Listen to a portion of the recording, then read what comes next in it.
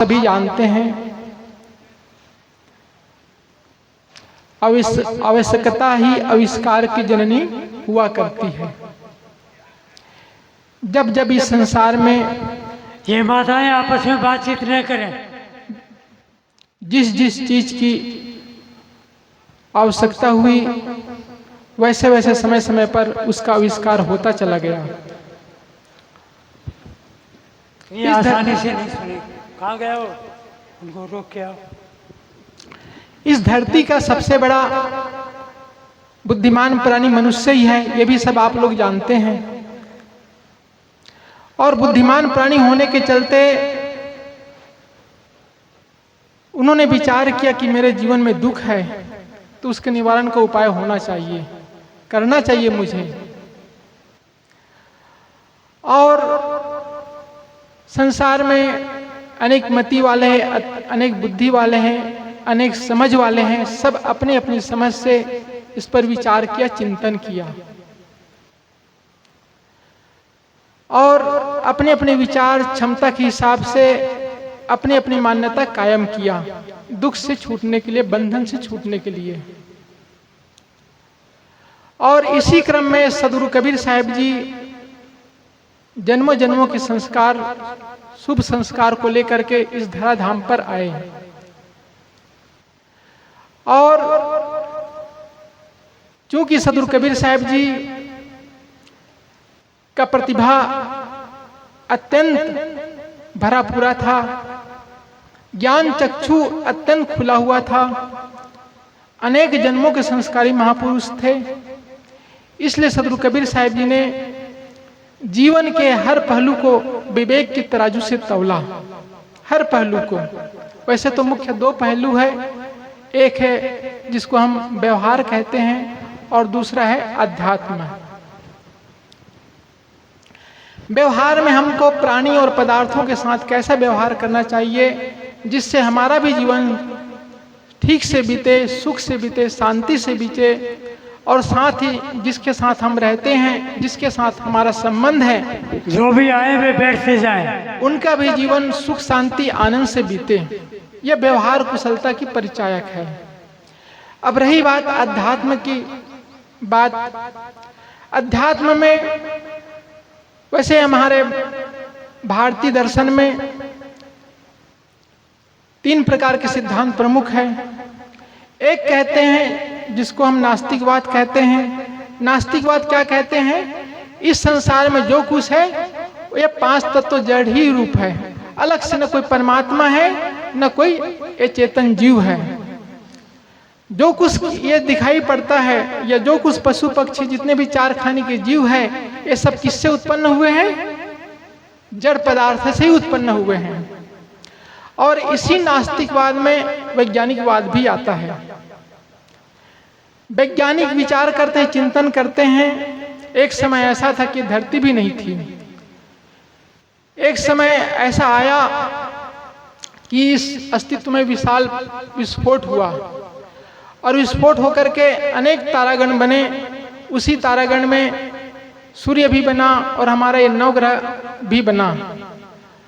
और धीरे धीरे समय अनुकूल होता गया और इस धरती में जीवन के पहले जीव की उत्पत्ति हुई, एक कोशिका के रूप में। फिर एक कोशिका जीव फिर बहुकोशिका जीव में रूपांतरित हुए। यह वैज्ञानिक सिद्धांत है, वैज्ञानिक मान्यता है, उनकी अपनी समझ है। इसमें सदगुरु कबीर साहब जी का पारक सिद्धांत यह कहते हैं, जो गुण कारण में होते हैं वही कार्य में आते हैं। जो गुण कारण में नहीं हो कार्य में कैसे आ सकता है?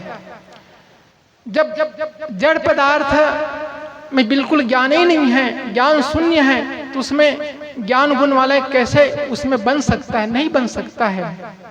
तो वैज्ञानिकों की अवधारणा है, उनकी धारणा है, मान्यता है, कल्पना है कि जड़ से ही चेतन की उत्पत्ति हुई। और नास्तिकवाद अन्य सिद्धांत है जिसको 4 भाग भी बोलते हैं। कुल मिलाकर के उनकी भी मान्यता है कि जड़ से चेतन की उत्पत्ति हुई। लेकिन पारक सिद्धांत इस पर विचार करते हैं कि दोनों जड़ और चेतन दोनों अलग अलग द्रव्य है और दोनों एक दूसरे की विजाति है।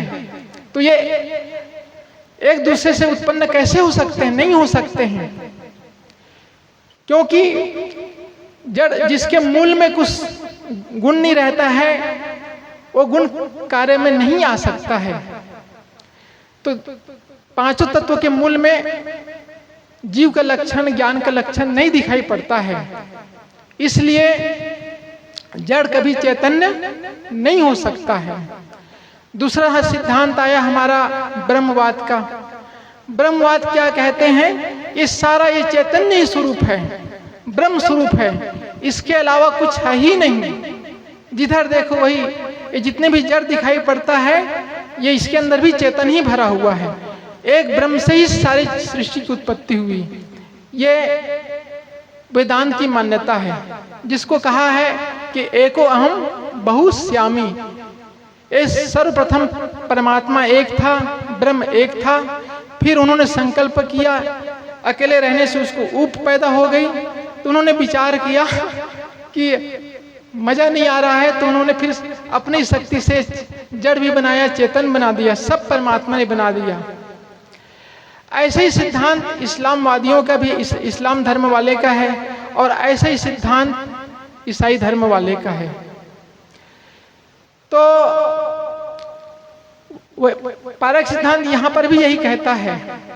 पहले भी बताया कि जड़ का गुण धर्म अलग है। जड़ न स्वयं को जानता है न दूसरे को जानता है, उसको कहते हैं हम जड़ कहते हैं। चेतन उसे कहते हैं जो स्वयं को भी जानता है और दूसरे को भी जानता है, उसको कहते हैं चेतन। तो चेतन से न जड़ की उत्पत्ति हो सकती है और जड़ से न चेतन की उत्पत्ति हो सकती है। दोनों बिल्कुल अलग अलग है, दोनों शक्तिमान हैं। जड़ में अपना जड़त्व शक्ति है और चेतन में ज्ञान शक्ति है।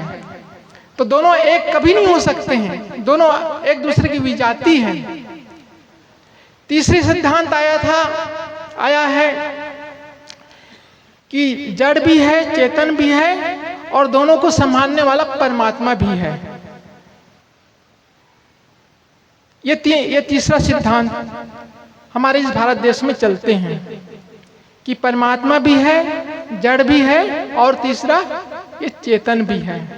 सदगुरु कबीर साहब जी ने कहा कि जड़ के अंदर स्वयं शक्ति है, चेतन के अंदर स्वयं शक्ति है, इसके लिए अलग से इसको परमात्मा की आवश्यकता नहीं है।